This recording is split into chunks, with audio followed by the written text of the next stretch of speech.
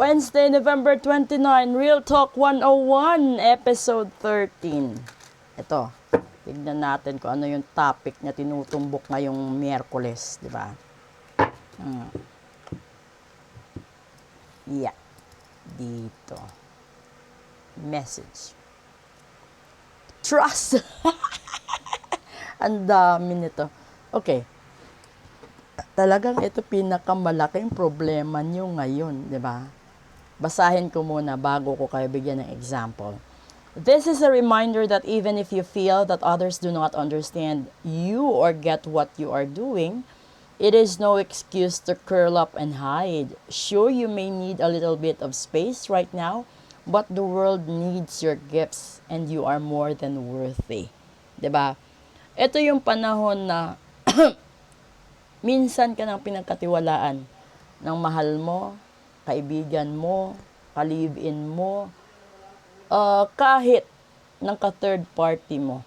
Sabihin na natin, no? Pati asawa mo, ganun din, 'di ba? Unahin natin sa mag-asawa. Pinagkatiwalaan ka ng husband mo na kapag wala siya, inaalagaan mo yung mga anak nyo, ay naasikaso mo bahay nyo, no?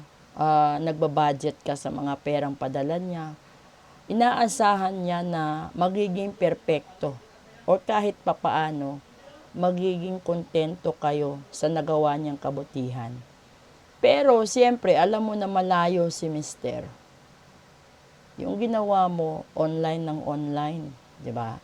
Hanggang sa dumating at natisod ka sa mga chats at doon ka pa natisod kung hindi sa mga kumparin ng husband mo doon sa mga katrabaho, kakilala, relatives, di ba? May mga ganun. And akala mo, walang nakakakita, walang nakakaalam. Pero nang dumating yung husband mo, may napuna ka na parang nag-iba sa kanya. Di ba?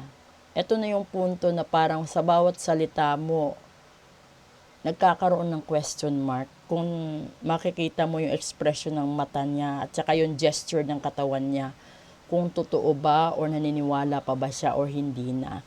Minsan kasi, no, makikita mo na parang wala na siyang gana sa'yo. Pinagbibigyan ka niya dahil obligasyon niya na minsan paligayahin ka. Pinagbibigyan ka niya sa mga gusto mo. Pero mas marami na yung oras niya sa labas kesa sa'yo. Mas excited pa siya makipag-inuman sa barkada niya kesa sa'yo. Mas excited pa siya makita yung mga anak niya kesa sa'yo. 'Di ba? Yung parang wala siyang pakialam kung nasasaktan ka. Pero iniingatan niya yung mga anak. Ganun 'yon. Ganun din 'yun sa sa pagkakaibigan, no? Na minsan parang ayaw mo nang mag-share ng secrets mo, damdamin mo sa kaibigan mo kasi parang nahahalata mo na siya yung nagiging trigger ng mga problema mo. Ganon din minsan sa relatives, sa mga siblings. May ganon, lalong-lalo na kung tingin mo, paborito siya ng magulang mo. Minsan, tingin mo siya yung pinakamatalino, ikaw yung pinakamababaw or may mga ganon, di ba? That's the real talk right there. Na hindi lahat ng magkakapatid yayaman. May pareho na makakaluwag sila sa buhay. Pero may isa or dalawa dyan na aangat talaga ng sobra. Nakadepende kasi yan kung yung partner nila or napangasawa nila is ka-level din ng vibrations nila. Or sasabihin na natin na yung nakasama nila is yung soulmate talaga nila. Na that was destined for them talaga to be there forever. And that's the real talk. Hindi lahat ng nagkaroon ng AFAM ay masaya. Hindi lahat nagkaroon ng sugar mommy, sugar daddy ay masaya. Hindi lahat ng third party ay mali. Hindi rin lahat ng pinakasalan ay mahal. That's the real talk right there. Una, maraming babaeng nagpakasal sa isang lalaki, sa isang LGBT, dahil sa pera. dahil maibibigay nito ang lahat ng karangyaan na gusto niya sa buhay nang hindi siya naghihirap, nagpapagod. Real talk. Isa sa mga dahilan na maraming broken relationship dahil nangingibabaw yung pagiging practical mo na kailangan mong isugal ang sarili mo, no, para magkaroon ng magandang buhay ang pamilya mo, and that's the real talk. Maraming OFW, no, totoo yung biro sa TikTok na umalis ka, no, single ka pa, pagbalik mo menopause ka na, and that's the real talk. Kasi napag-iwanan na ng panahon, kakatrabaho para sa pamilya niya, para mabigyan ng magandang kinabukasan ng pamilya niya. And that's the real talk. And the worst thing happens is, pag uwi niya, akala niya marami na siyang naimpundar, ni isa wala.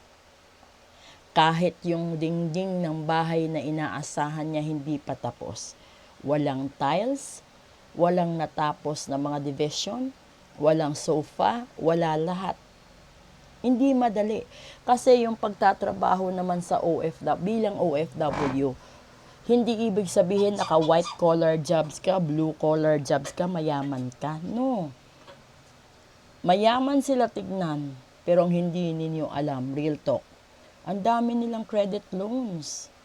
Ang daming auto loan, car loan, housing loan sa abroad. At hindi lahat ng nakatira sa abroad, mayaman. Kasi katulad din yan ng Pinas, real talk. May mga lugar din or province din or cities na lugar ng mga mahihirap doon. Lugar ng mga sinusuportahan ng gobyerno doon. Kaya nga yung iba naninirahan doon, no? Para kapag tumanda sila, kumpleto yung benefits nila abroad. From health, going to their housing loan. Kasi kapag nandun ka at nagkaroon ka ng hindi ka na makapagtrabaho, real talk, at na-disable ikaw, nagkakaroon ikaw ng disability pension. Dito wala eh. Hindi ka mabubuhay sa disability mo.